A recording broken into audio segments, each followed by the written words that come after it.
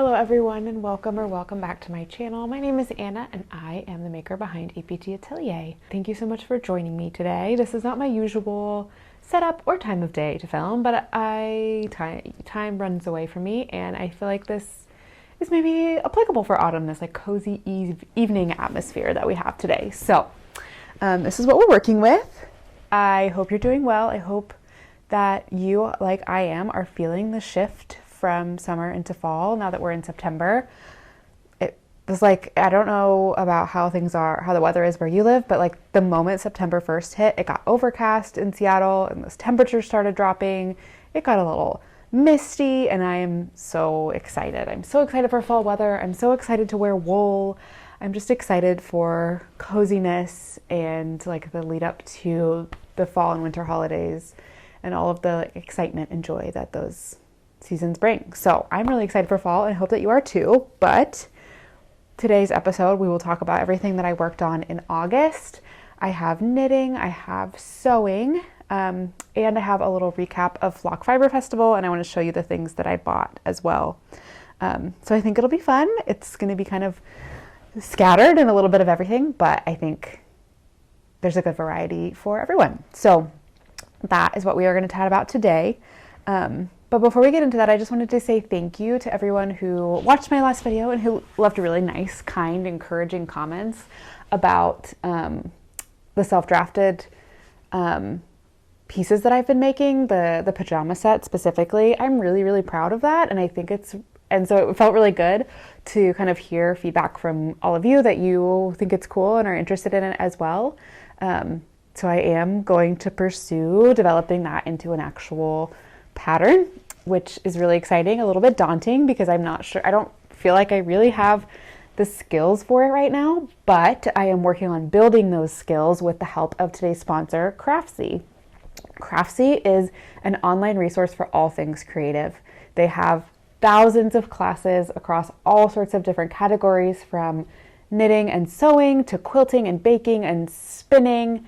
I gained a lot of spinning confidence through Craftsy classes, and I feel like the confidence and skills that I'm gaining through these new sewing classes that I've been taking are really going to help me feel equipped to write some really great patterns. So that pattern that I have made up, the pattern that I drafted, I feel really cool, like fully confident, maybe a few small tweaks on the fit for my size, but the part of the process that I'm a little more nervous about is the grading.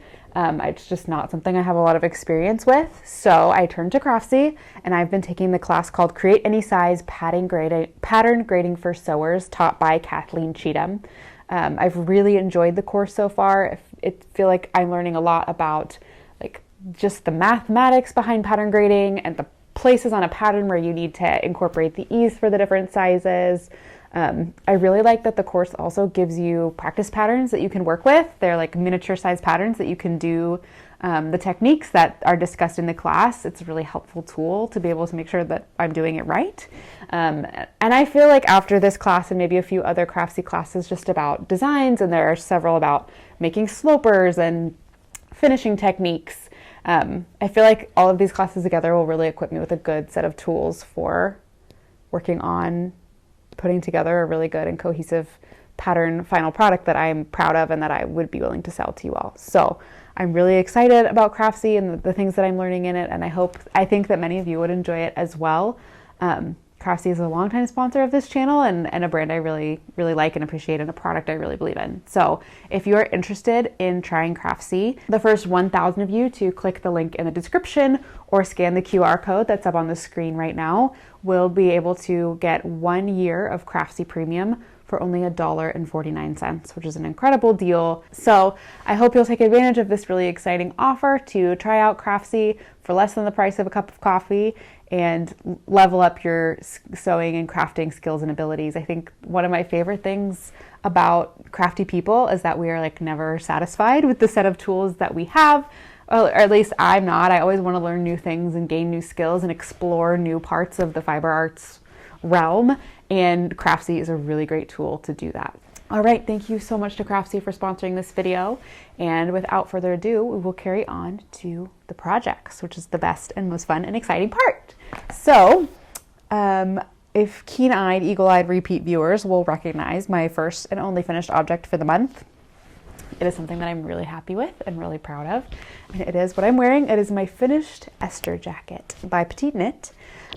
This is a beautiful pattern in and of itself, but it's really special for me because I knit the sweater with yarn that I hand spun and from fiber that I washed and prepped myself. So this is like a really big sheep to sweater project for me. It's something that I spent a lot of time with this wool, and I'm really, really proud of the finished object. And I think it's a wonderful piece that I'm going to cherish for many, many years. So here's a better look at it. I'll scoot back so you can see. Sorry for the weird lighting and my bright yellow cushion, but here's the finished project. I love the fit. This would be better if I was on the other side of the couch, but we'll make do.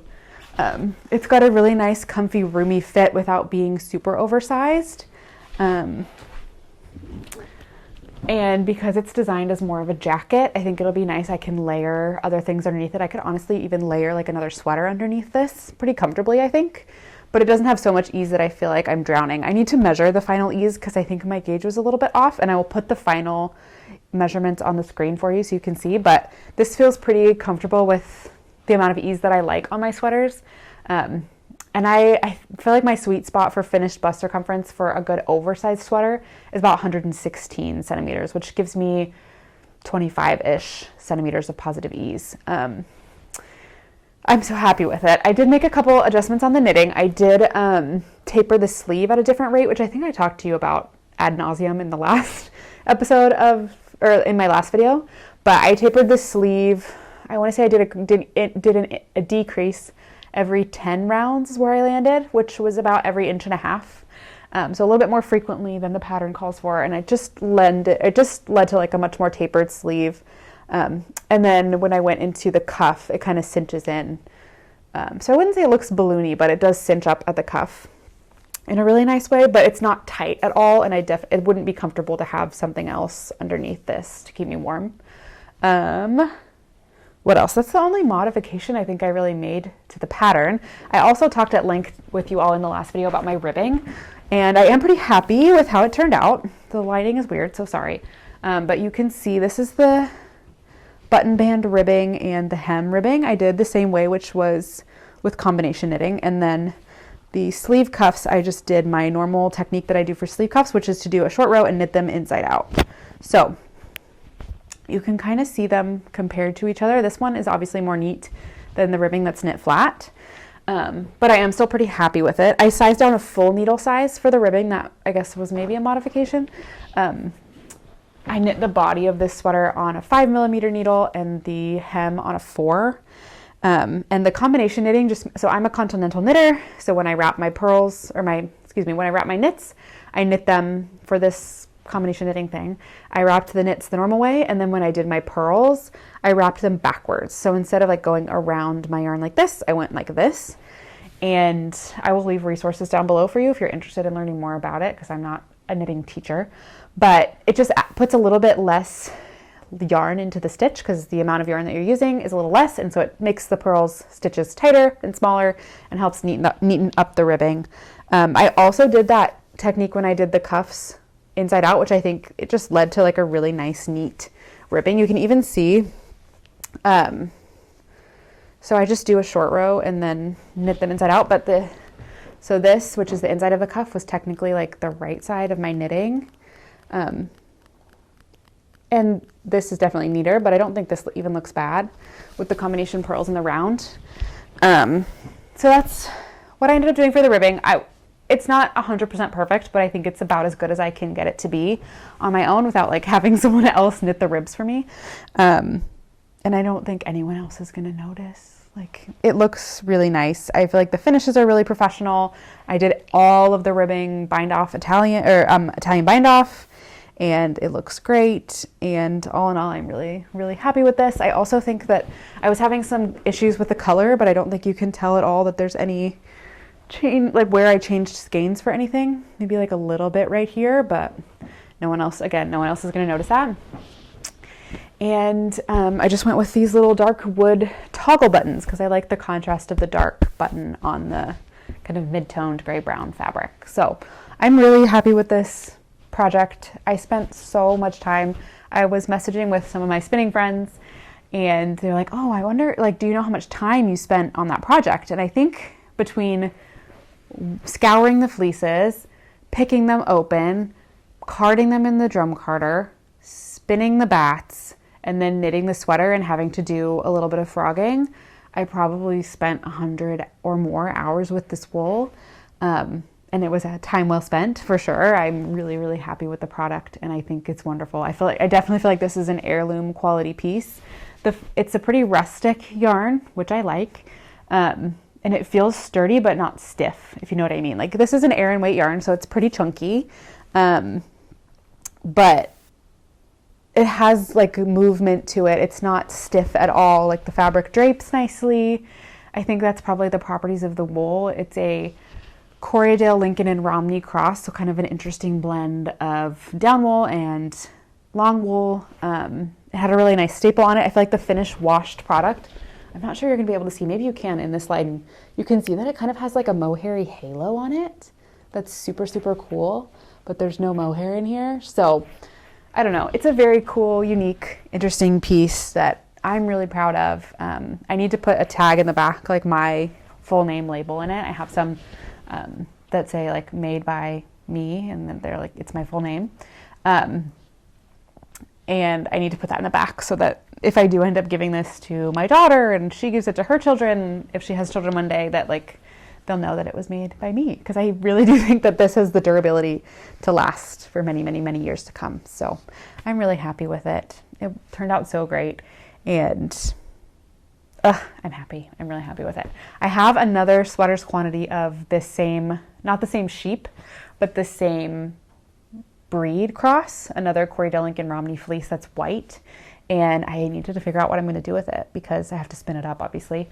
But I need to think about what I want to knit with it because I really like, this wool is definitely scratchy. Like it's not a soft wool, but it's that kind of scratchy that I like. That's like, it's, you know, it's there, but it's not like irritating. I don't know. I love it. I'm very proud of it. Obviously, I hope you can tell from like my excitement about this project, but yes, I love it. And my mom also has a sweater quantity of this exact same color of wool at her house because we did all the carding at her house.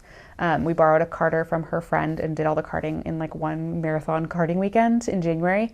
And she has a sweater quantity of the same wool. And I just found her a really good deal on a used spinning wheel. So next time I see her or she comes to my house, whoever goes to, I will take her wheel and she can spin herself a sweater quantity of this wool too, and she can knit it, and it'll be so fun that we did it together. So yes, that is my Esther jacket by Petite Knit. No complaints. It turned out really good and I'm so happy with it. So that is my one and only finished object for the month, which I think is fair. I feel like last month when I showed you this, I had one sleeve and maybe not even no sleeves, and I had just finished the body. So it was a lot of knitting with all the finishing and everything. And then I have also been working on this, which is also a lot of knitting and will maybe be another reason why I don't have a full finished object. This is almost done, I will say. This is the Double Trouble Kids jacket from Wool & Beyond that I am making for my daughter. And I have just picked up the second sleeve. So that's it's the last piece of the like main pieces that I need to knit, and then I have to do kind of a lot of finishing details to wrap this up, but here it is in all its glory. It's a little bit hard to see because the fronts are not attached at the sides right now, and the sleeve is open too at the bottom. So this is a garter stitch jacket for children that you knit flat basically. So you do this cool yoke in the back. This is in double knitting, and you apply this I-cord and pick up in that to knit the back panel, which is in garter stitch, so you knit it flat.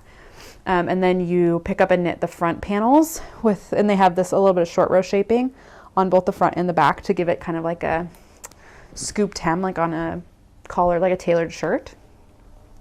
So you do the front and the back, and then you pick up the I-cords for the armholes and knit the sleeves, and then you attach everything together with more I-cord all the way down the body, and then you do the trim all the way around as well. So I have a lot of I-cord ahead of me, but I've just finished the first sleeve yesterday, and I just picked up for the second sleeve today. The sleeves are pretty quick, so I should have that done tomorrow. And then I also need to do the button bands. So I do have a fair bit of this ahead of me, but probably like something I can finish by the end of this week. And so this will be ready. We're hoping to go on a camping trip next weekend. This would be maybe good for her to have on a camping trip so that to keep her cozy warm in the early mornings or overnight or whatever. So that is my Double Trouble Kids jacket. It's fun to knit. I will say that the pattern is a little bit difficult. So this is the third pattern that I've knit from Wool and Beyond. I've knit the Lonely Leftovers vest and the Mini Honey vest. Both of them have a kind of a similar construction with the horizontal back yoke and picking up and everything. And I don't remember having any issues with those patterns at all. But I found that this pattern has some, what's the nicest way to say this? I think this is one of Eileen's earliest patterns. And so you can tell it's just not her most polished work, I would say. The biggest thing for me is that there are not stitch counts where there really should be stitch counts. So there are instructions in pattern about how many to cast on here on the back yoke, and then a length to knit it to. There is no gauge in the pattern for double knitting, which this piece is in. So there's no way for you to know if you've done the length similarly. And then she tells you a ratio of stitches to pick up the I-cord, and then just tells you to pick up for the back. There's no stitch count for how many stitches to pick up across the back, which leaves a bit of room of margin for error, because if you need the circumference of the body to be a certain length, you need the back to be a certain width. And so I feel like that was a little bit frustrating. I kind of reverse engineered it using the stitch counts for the front, but I'm not sure that I got it perfect. So that was a little bit frustrating, and there are stitch counts for the fronts. So I feel like the pattern for the fronts is written well. And then there are no stitch counts for the sleeves, which I think is kind of the big oversight in my opinion. She tells you not how many stitches to pick up for the I-cord, but like that you should pick up one in every stitch basically for the I-cord, and then just pick up stitches and go for your sleeve. And she tells you a decrease rate and a length to knit the sleeve to, but no stitch count. And I think that is kind of a big flaw in this pattern. I feel like there needs to be a stitch count for a sleeve. In no other sweater that I've ever knitted for an adult or a child have you picked up every stitch around the armhole for a sleeve. And so I did it that way first. I knit almost this entire first sleeve by picking up every stitch in the I-cord, and it was really wide. And even like calculating the gauge, I was like, this seems really wide. I measured against a jacket that Caroline has about like the armhole depth for that, and it was very different. And so after knitting almost the entire sleeve, I was like, no, I don't feel good about this. So I ripped it back and I picked up at a smaller ratio, but that could all have been mitigated if there were stitch counts for the sleeve in the pattern. So I'm planning to reach out to the designer and just let her know some feedback on that, and maybe see if it's something she'd be interested in updating the pattern for. I wouldn't say that it like fully put me off of this pattern or her patterns in general. I do really like her designs, and I actually have plans to knit more from her in the future, but just like kind of maybe a buyer beware that there are some places where this pattern is a little bit lacking in detail, and I'm going to ask or just let the designer know that I think it could benefit from an update to kind of correct some of those issues. And just because this is one of her older patterns, it hasn't been revisited in a while. I know there are many designers who revisit and update their older patterns, like Petite Knit does for sizing, and other people. I know that Sophie from the Pearl Girl has revisited some of her older designs like 2 and 3 times. So I don't think it's uncommon practice to revisit and update older designs, and I think this pattern would benefit from that. So yes, that's my thoughts on that. I didn't even tell you what yarn this is in. I knit this in Patton's Classic Wool Worsted, which is a very accessible, very relatively affordable wool, 100% wool, untreated wool yarn that is available at big box craft stores in the United States. I guess we have only one left now that Joann's is closed. I'm very sad. But this is available at Michael's and maybe even at Walmart, potentially. I don't know for sure. I don't have a Walmart super close to me, but I know that's available at Michael's. And you can probably order it directly from Patton's as well. Patton's and Yarnspirations are like somehow commingled, and so you might be able to order it directly from them. But generally it's like less than $10 for 100 grams, and it's a really nice, soft, good quality 100% wool yarn for a pretty affordable price. You can tell that the back yoke is maybe a slightly different color than the rest of the body, and that is because I had 3 full balls of this yarn that were all bought at the same time in the same dye lot, and then 1 ball that I had bought at a completely different time in a completely different place, that I had like half of the ball left. And I was a little worried, I still am a little bit worried about the amount of yarn that I have for this project, so I decided to use that like oddball skein for the back yoke. And then I should be able to eke the 2 sleeves out of 1 ball. I got the yoke was kind of like half a skein, and then the back panel was most of a skein. The 2 fronts took up most of another skein, and I think the sleeves will take up most of another skein. I'm hoping that I have enough left over from like odd ends of all of those other skeins to do the button bands on the front. They're in double knitting, so they might take up a little bit more, like eat up a little bit more yarn. But if worst comes to worst, I have a little bit more of this off color, and I could do one of maybe the button band that like holds the buttons, so the underneath button band could be in the odd color. We'll see. If really worst comes to worst, I could do the button bands in the contrast color, which might be kind of fun.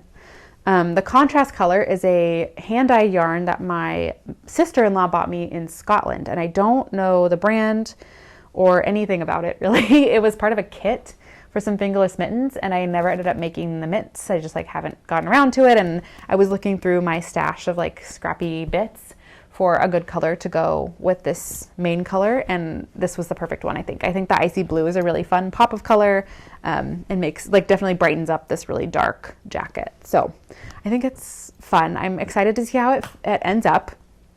I think it'll be really cute and cozy, and this is the 3 to 4 year old size, and it is very, very large on my daughter. I haven't even blocked this yet, so I'm wondering if it will even grow and stretch a little bit more because it's garter stitch.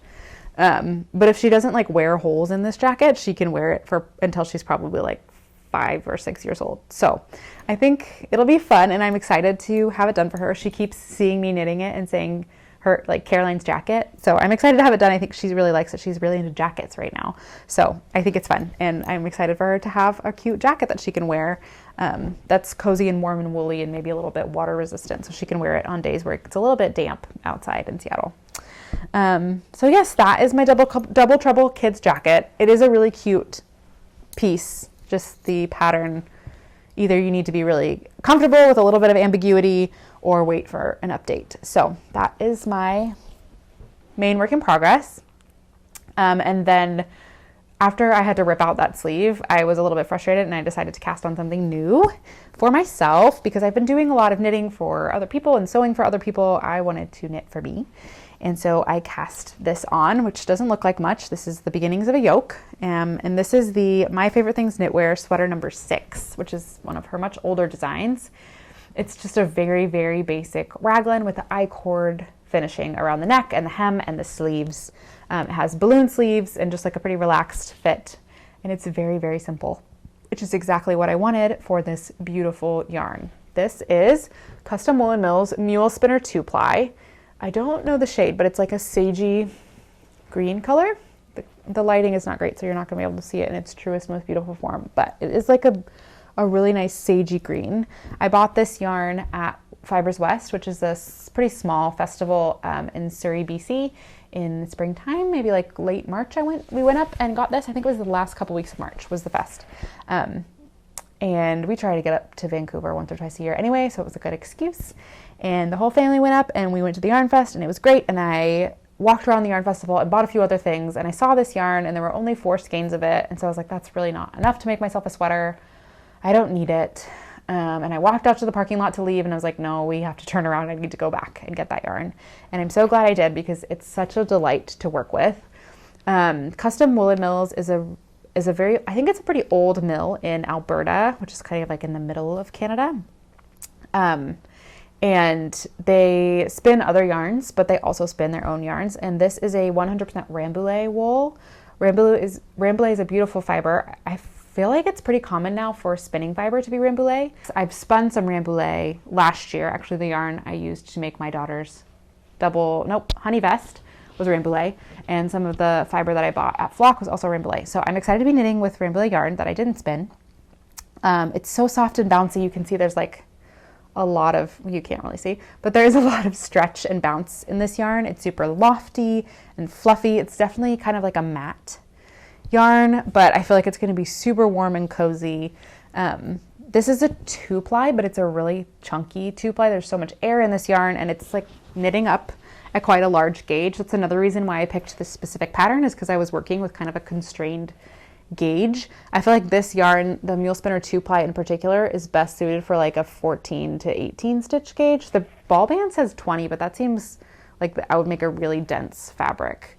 I don't know if it's maybe just because the woman who sold this to me, she said that she's a shepherdess. I don't remember what brand or what her brand is.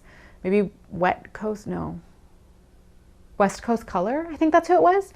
But she gets wool from her sheep spun at custom woolen mills, and then just sometimes sells their yarn wholesale, or buys wholesale from them to sell. And she said that it comes with a lot of spinning oils in it, and so she washes it in these really big hanks before she sells it. And I think that's part of the reason why it's so plump. So maybe if it had the spinning oil in it while you were knitting it, it might be better to knit it at a tighter gauge. But I'm knitting this pattern is a 14 stitch gauge, and I feel like that's plenty tight. I wouldn't really want to knit it much tighter than that. So I'm excited to have like a really loose, flowy, cozy, loose gauge. It's going to be maybe a little bit smaller in circumference than this. I'm knitting the size small in this pattern, which I think is like 106 or 110 centimeter circumference. So it'll give me like 15 to 20 centimeters of positive ease. It's just going to be really nice. I'm excited to have it. I think it'll be great for the upcoming seasons, and I love the color. It's a color that like works nicely for fall and winter and spring, and maybe this will end up being my Christmas sweater this year. It's not the most Christmassy green, but it's green, so that's good enough. So yes, that is my sweater number 6 by My Favorite Things, and that is my only other whip that I've really worked on in the last little bit as far as knitting goes. So yes, that is all the knitting content that I have for today. Now we'll move over to sewing. And I will start with the stuff that I have to show you, and then I'll talk about some stuff that I don't have to show you. But I have lots of pictures, and it's kind of a fun story, so hopefully you'll stick around for that. Okay, my first finished object is, I'm also wearing actually, and it is the Honey Girl Lounge Set by Paradise Patterns. So if you watched my last video, you know that I bought this like giant blue thing of knit fabric from Walmart when I was on vacation, because I just, like, a guilty pleasure of mine is wandering around a Walmart late at night. And I bought 3 yards of this ribbed fabric for $8, which was a great deal.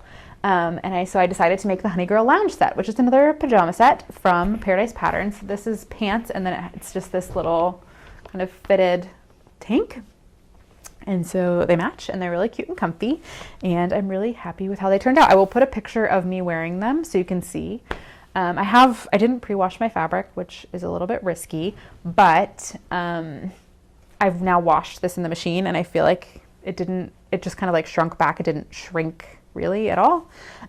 Just like that feeling when you like stretch out something that's ribbed and then you wash it, kind of springs back. So that is that. I have already gotten stains on the top and the pants. I got chocolate ice cream on the pants, and I don't even know what the stain is on the top, but that's okay. I'm gonna scooch back again to my weird place here. If I put the cushion down, is that helpful? I don't know. That's maybe more distracting, but here it is in all of its glory. I did kind of like between the lengths for the top. There's like a cropped length and a full length. I kind of ended up between them, so it like covers my whole belly. And then the pants are just loose and flowy. I'm gonna come sit back down again like a normal person. The pants are super loose and flowy. They don't have a side seam on them, so they're just like really, really cozy and loungy. I have another pair of knit fabric pajama pants that don't have a side seam. They're a very similar fit to this, and I have had them for many years now. They were like a Christmas pajamas several years ago, and I've worn them so much that they're like ripping at the seams, and there are like holes in the fabric. So I will probably retire those because of now I have these. But yeah, I really like the pattern. I really like Paradise Patterns. The designer is named Sana, and she writes beautiful patterns. I want to make like everything she's ever designed, and this is no exception. I have a little bit more of this blue fabric left, and I think I want to make the long sleeve t-shirt and then maybe the short sleeve t-shirt too if I have enough fabric. But yes, I will say I made the only modification I made is that I did, what I do pretty much every time I sew with knits, which is to use a twin stitch needle for the finishing. Sana designs everything to use a zigzag stitch for the finishing, but I just think the twin stitch looks a little bit neater. I do it on my hems as well. It just looks more like ready to wear. And then for the waistband, which is a grown-on waistband, so you attach the waistband, fold it over, and then stitch it down. The pattern calls for a 3/4 inch waistband, and I did an inch waistband. I was just having some trouble getting the 1 inch or the 3/4 inch elastic to sit nicely, so I ended up just changing it out for the thicker one, and I like it's really comfortable and it sits at a nice place in my body, and I did opt to add the drawstring in the pants as well. That's pretty much all I have to say about the set. I made size D, which is my standard size for Paradise Patterns, and then so I made this set first, the blue set, and then I had a little bit of this pointel left over from the first Honey Girl t-shirt I ever made.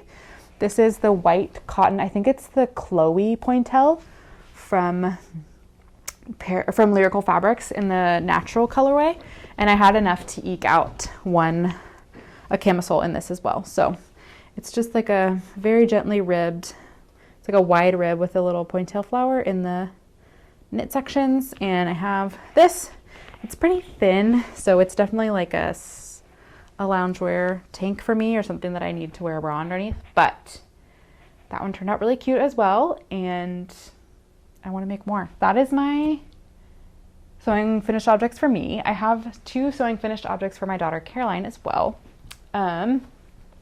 They are both from the same pattern, but one of them is a hack and one of them isn't. There is an account on Instagram called Makers for Mutual Aid, and she fundraises. The account works with small indie pattern designers to do fundraisers for different causes, and the person behind the account put together a fundraising sale to donate proceeds to Palestine. And one of the pattern makers who was participating in the fundraiser was Red Creek Patterns, which is a new to me pattern designer. They do mostly kids' clothes under that brand. And so I bought one of those patterns. Well, I bought one of the Red Creek patterns during the Makers for Mutual Aid fundraising sale so that the proceeds would be donated to Palestine. And the pattern that I bought is called the Garden Jumpsuit, which is this very cute little flowy play jumpsuit for kids that has kind of a simple yoke and then a super gathered wide U-shaped pant. So I cut this out. I cut this one out first, but then we ended up having to go to a family funeral in August, and my daughter didn't have a black dress, and so I whipped up this little black dress for her using pattern pieces from this. So I actually did the hacked version of the pattern before I did the actual pattern, but that's okay. It turned out really cute. This is the same fabric it's a cotton voile that I used for my pajama pattern. And I just took the bodice piece from the jumpsuit and then did a gathered single tier skirt on the bottom. And this pattern has really nice bias bound facings at the neck, arms, and the back slit. With a button closure. And so I did the dress, which turned out really cute. It is a little bit long. This goes to my daughter's ankles right now, which is fine because it's kind of late in the summer, so she didn't get to wear this. She only wore this the one time, but it should fit her next summer as well. And then the other day I sewed up the jumpsuit, which this is what the pattern is actually supposed to look like, and I love it. I think it's super cute. The only problem is that it is enormous. I made the 2-year-old size, because my daughter is 18 months and I just generally make things one size up so she can wear them for longer. But I held this up next to her, and actually I put it on her, and her ankles are where this crotch is right now, and the bodice is super loose. I rolled up the legs and she could wear it, but I just feel like she would trip on it if she actually wore it out into the world. So this we may save for springtime or next summer or next fall, we'll see. But I may end up just making another one in a smaller size that she can wear this fall. But I'm really happy with how it turned out. It's really cute. The only thing is that I did my button loop a little bit too wide on the back. I think I need to take that out and redo it, but that's neither here nor there. Other than that, I think it turned out really cute. The fabric that I used is this cutie cotton corduroy that I got in a mystery box from Lyrical Fabrics, which is an online fabric store. If you sign up for their newsletter, they do mystery box sales. I don't know if it's once a year or twice a year. This one was back in May. They did this mystery box sale, and I ordered 2 mystery boxes and split them with a friend. And this is one of the fabrics that they sent me, which I don't know, like, it's perfect for little kids' clothes. I don't think I would have been able to make anything for myself out of this because it was just like 1 yard of corduroy. But it was perfect for this. I think the fabric is like a good sturdy weight that holds the gathers really nicely, and also just will, I think, hold up to toddler wear and tear really well. And corduroy, I always think of fall, but because this is like a more of a neutral with the bright florals, I think it would also be cute in the springtime. So I'm excited for her to fit in that someday. Not anytime soon, but eventually my daughter will fit in that little jumpsuit, and it'll be great. So yeah, that was my sewing for Caroline this month. And then I did end up I do have 2 more projects, well, 2.5, 3 more things that I sewed this month that I don't have to show for you because they were gifts for my sister, my older sister. I have 2 sisters. We are always talking to each other, sending each other things we want to buy, sending things we like. It's like typical girly group chat. And a couple months, maybe like a month and a half ago, my sister sent this link to this pair of shorts that she really liked by this brand called Laneway the Label. And they were just like a basic white cotton, really loose, flowy short with some lace trim on the bottom. And they're like $60, and I think they shipped from Australia, so there would be kind of expensive shipping. And I was like, don't order those. I will just make them for you. So my sisters and I my sister, one of them lives in Utah, and then my older sister was visiting, and I ended up visiting. So we were all in the same place at the same time, and earlier this summer, and we ended up going fabric shopping for a couple different projects. And my older sister, who's the one the shorts were for, she bought the fabric and the trim for the shorts, and I made them for her. I ended up having to do kind of 2 drafts. So the original pattern, the Laneway the Label shorts, they're very, very simple. They don't have any side seams. So my initial thought was to use the Pomona Pants pattern, which is a pattern from Anna Allen Patterns. But I only had it printed in 1 size, and to get the kind of like amount of ease that my sister wanted in these shorts, I needed to go up a couple of sizes. And I tried to grade them up, just like eyeballing it, like cutting a little bit more ease into the pattern. But because the Pomona Pants don't have side seams, it can be really hard to get the amount of ease that you want without that modification. So I mocked up a pair, and my sister tried them on, and they were a little bit too tight. So I ended up using, I pivoted and used a pattern that has side seams, and I used the pattern that I drafted for my pajama shorts, and I just added a little bit more ease into the back. I added like 1 inch on each side of the back, and then 1/2 inch on each side of the front to give a good amount of flowy, super loose, cozy ease. And it worked out great, and they turned out really cute. So yeah, I used my own pattern to make shorts for my sister, which was really cool. I also made the other modification I made to my pattern was that my pattern has an attached waistband. So you like cut a strip for the waistband, sandwich the elastic, and then sew it to the pants. But the inspiration picture had grown on elastic and a really, really narrow elastic. So what I ended up doing was just grown on elastic is like these pants, where you just sew the elastic into, like, it's all one piece. And I put buttonholes on the inside for a drawstring so she can wear them now. She's currently pregnant, so she can wear the shorts now. They fit her, and hopefully she can wear them further down the line when she's not pregnant anymore by just tightening up the drawstring or whatever it may be. And then the other thing that I made for her, which was also inspired by something that she saw online and that I had also seen, there are these stroller bags from this brand called Mini Cotton. They're like a bucket bag with straps that you can hook over the push bar of your stroller. And like, it's just basically a basic button bag. It's a basic bucket bag with a drawstring at the top that goes over a stroller. And she was like, oh, these are really cute. And I was like, girl, I can make you one. So we went and shopped for fabric for that as well when we were together. We went to Salt Lake Society, which is in Salt Lake City. And I really like that store. I've ordered from them online before, and I follow the owner of the store. Her name is Delaney, and she is a really incredible sewist who does all sorts of really cool and interesting stuff. And she leaves tons of notes about her projects on her Instagram. So I would definitely recommend following Delaney if you are just like looking for sewing inspiration. But my sister and I went to Salt Lake Society and picked out fabric for her bucket bag. And I just like looked at the pictures of the Mini Cotton version for quite some time. And then I was a little bit nervous to cut into my sister's fabric because she picked out some really beautiful, the striped fabric is from Fabulism, and then the inside lining fabric was like a really pretty floral Japanese cotton, I think. And I didn't want to just cut straight into those. So I ended up making a prototype version of the bag that turned out really cute that I gifted to another friend of mine who just had a baby. So I just used fabric from my stash for that version. But it was great. I just like looked at the pictures of the mini cotton bag kind of in detail, and my sister didn't want the mini cotton on their website. They tell you the dimensions of their bucket bag.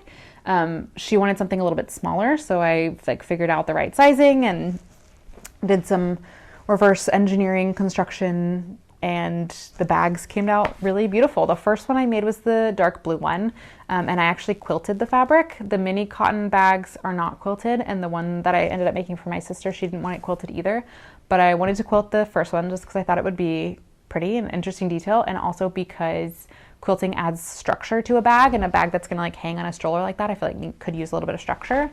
So it's quilted. And then I did everything, and I made the ruffle on the first one a little bit shorter. The second one is a little bit longer. I like the longer ruffle, I think. So yeah, I made the blue one and that was like my prototype, but it turned out really nicely. And I gifted that to my friend, and then I made the one for my sister in the final fabric. And I think they both turned out really cute. I'm super proud of them. I feel like for never having seen the product that I was like duping in real life, I feel like I did a pretty good job. And I feel really inspired by this project, and I kind of want to use my experience to make it into a pattern. I'm interested to hear what you think about that. I know there's like different camps that people sit in and kind of like making patterns that are dupes of other things. But the way that I'm thinking about how this pattern would work is that I would have the bag in multiple sizes, like a mini, a midi, and a maxi. And I would do a couple different views as well with different options. So I really like the ruffle. That is kind of like the inspiration, but I think a scallop around the border could be really cute. I think doing the handles in different configurations could be really cute. I think like having a crossbody strap would be really cute. And I don't know, there are a lot of people who like take inspiration for their sewing patterns from like actual available products. Like there are quite a few people who copy Doan designs and make patterns for those, and people who I don't know. So I think the way that I'm thinking about it, with the amount of variety that I would put into this pattern, it doesn't seem like a ripoff to me. I think it's like an inspiration, and then I've interpreted it in this other way. And if people don't want to make it, they can still buy the product that it was inspired by. But I feel like really excited about this idea, and I think it would be a good first sewing pattern for me because the grading is a little bit less complicated for a bag than it is for a garment that needs to fit bodies. So I am interested in pursuing making this into a pattern. I think it would probably be the first sewing pattern I ever release. So if it's something that you're interested in, I think it could be more than just like a diaper bag or a stroller bag.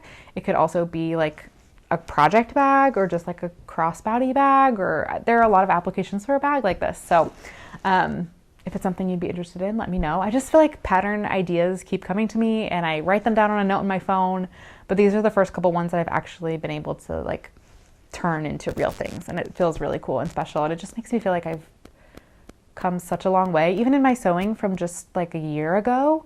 I've been sewing for like my entire life, even longer than I've been knitting consistently. I have very strong memories of my mom teaching me to sew. Like before I was 10 years old, I would make clothes for my American Girl dolls, and I made them like a little quilt, and I've been sewing for a really long time, and I think it just feels very full circle for me to be spending so much time sewing now that I am also a mother. And I'm excited to pass those skills on to my daughter, and I'm excited that I'm growing my skills and capacity as a maker. I just feel like between my sewing and my spinning, like I've just become into my own in the fiber arts, and I feel it just brings me so much joy. And I'm so glad that I'm able to spend a limited amount, but a really precious amount of time every day doing my craft, because it brings me so much joy. And I hope that I am able to share that joy with you. So yes, that's me being cheesy a little bit, but I'm proud of myself, and it's good to be proud of yourself. Everyone should take a little bit more time to be proud of themselves and grateful for all the things that their body and their brain can do. So that is my sewing adventures of the month. very exciting, and maybe some exciting things to come as well. Okay, we're already like a good chunk of the way into this video, but I do want to quickly go over my little haul from Flock Fiber Festival, which is just always such a lovely and just such a nice weekend. Everyone is so positive and excited, and it's so fun, and it was lovely to meet several of you who watched this video. If you said hello, thank you so much for saying hello. It really means a lot to me. Like, it makes me feel like I'm not just sitting in my living room talking to a camera by myself, that there are people on the other side of the screen watching, and we can like have common connection, and it makes me feel special that like you feel the way about me, the way that I feel about other people that I watch. And I don't know, it's very fun, and it just gives me warm fuzzies. And Flock in general is just such a wonderful, wonderful time. So I'm really glad I got to go again for the 3rd year in a row, and it was the best. And I had a great time, and I want to show you the fun things that I bought. Okay, so the one booth that I knew I wanted to go to was Little Fiber Co. The dyer her name is Lauren, and I saw her stuff for the first time last year at Flock. I don't think she was at Flock the first year, but she was there last year, and I bought some fiber from her that I spun up and loved, and I followed her on Instagram, and I have bought from her, like ordered from her in between. So I knew I wanted to visit her booth this year and see her, and she was darling as always. And I got 2 things from her. So they're both one-of-a-kind colorways, actually. This is just a single braid of 100% Rambouillet yarn, which, back to Rambouillet, is just like so soft and squishy and wonderful, and it's easier to spin than merino, I find. The staple is still not super long, but I like to spin it. And this is just a really pretty braid that has kind of like purples and blues and greens and all sorts of fun colors that I think I'm going to spin 2-ply fractal, because there's a lot of white in this fiber. I think it would be nice to break the fiber up into smaller chunks so that we can have like it's my yarn, I can have one single that is a little bit more neutral, and then one single that has quicker color changes. So that's what I'm thinking I'll do with this, and I'm not sure how I will use it, but I'm excited about it.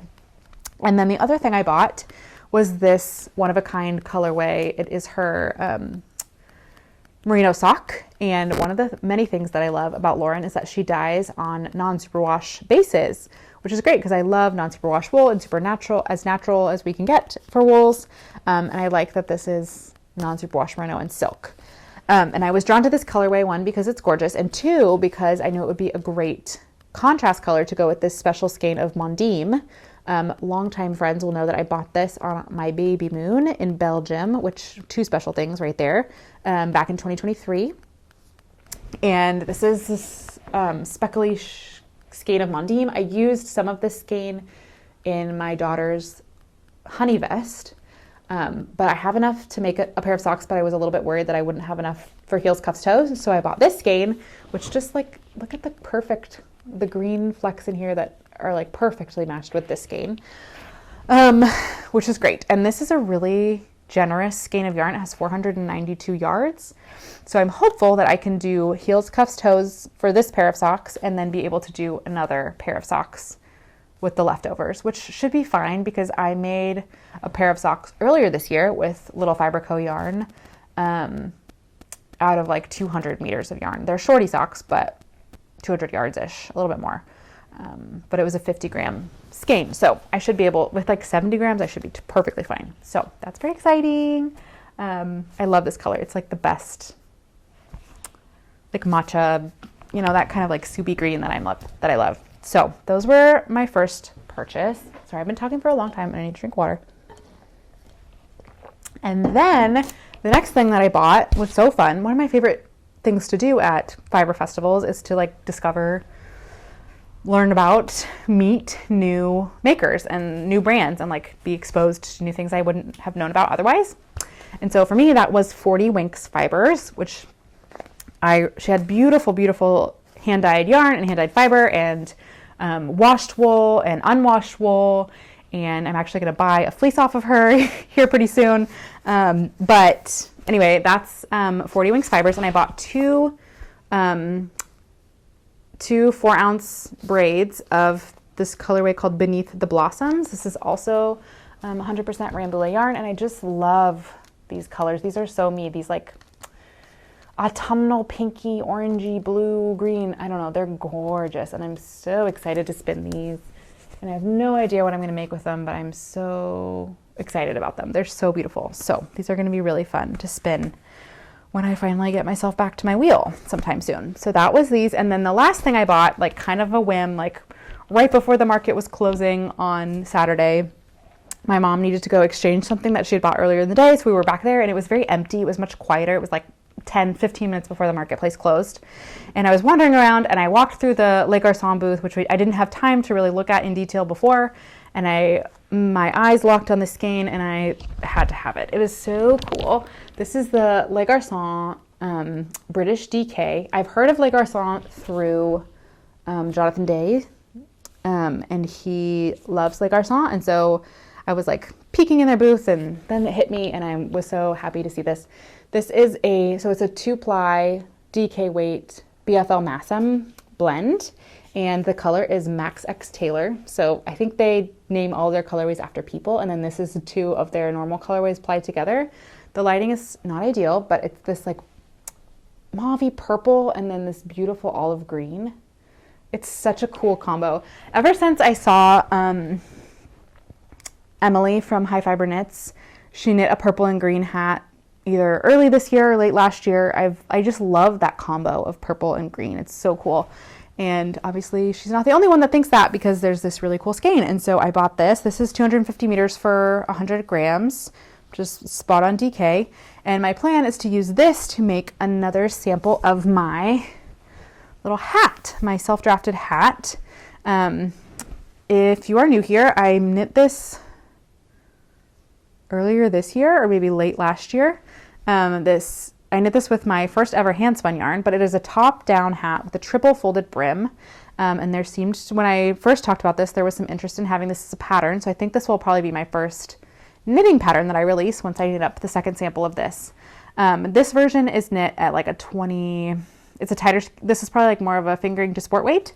This is DK. So my intention for this hat is to write it in a way that it can be kind of like the Musselburgh hat, where it can be used at all sorts of different gauges, and it's top down so that you can use as much of the yarn as possible, which is always my intention. So yes, I'm excited to knit another version of this hat for myself, and it'll be cool in this really fun yarn. Okay, so yes, that is it. That is all I have from Flock. It was a great weekend. I had a lovely time, and now I'm really tired from talking for an hour. So I'm going to stop talking now.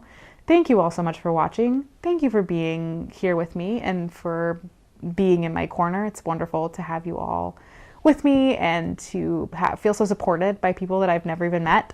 It makes me happy. So thank you so much. We're getting very close to a very big and exciting number of subscribers on my channel, which I'm hoping to hit by the end of the year. So if you are new here and you're not subscribed, I would really invite you to do that. It would make me very happy. I really want to hit that number by the end of the year. So we have some time, but I think we can do it. And yeah, I just want to say thank you again for being such wonderful people. I have like the best group of people who watch my videos. You're very wonderful, and I'm grateful for you every day for making this fun for me to spend time in the evenings chatting about my knitting. So am I sewing? Am I spinning? Am I making? And making me feel supported and excited to keep doing crafts. So I hope you feel supported and excited in your crafts as well. If you want to share with me what you're working on, I would love to hear. And yeah, I'm gonna stop yapping now, so I'm gonna go to bed. So thank you again so much for watching. I really appreciate you being here. If you have not yet, remember to click to check out the link in the description to check out Craftsy. It's a really great resource, and I recommend it very highly. And with that, I will bid you good night, or good morning, or have a great day wherever you are, and I will see you again in my next video.